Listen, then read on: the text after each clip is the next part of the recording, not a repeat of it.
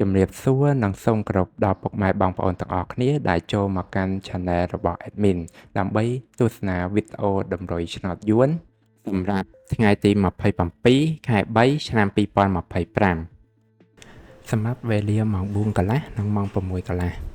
ដូច្នេះកុំបង្អង់យូរសូមពុកម៉ែបងប្អូនកលេចមកមើលតម្រុយ2លេខតម្រុយ2លេខ Admin គឺមានលេខ64 68 73 74សម្រាប់ប៉ះ ABCD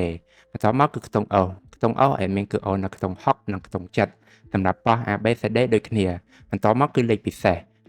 Admin គឺមានលេខ051គុណ842គុណនិង968គុណ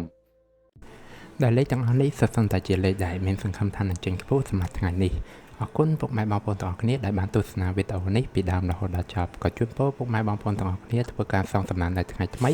ទទួលបាននូវការហេងឆ្នះចំទាំងអស់គ្នាជាចុងក្រោយ Admin សូមពុកម៉ែបងប្អូនជួយ Like Subscribe និង Share ដើម្បីជាកម្លាំងចិត្តដល់ Admin ផងនិងដើម្បីពុកម៉ែបងប្អូនទាំងអស់គ្នាទទួលបាននូវវីដេអូថ្មីបានឆាប់រហ័សផងដែរដូច្នេះ Admin សូមជម្រាបលានិងជួបគ្នានៅវីដេអូក្រោយ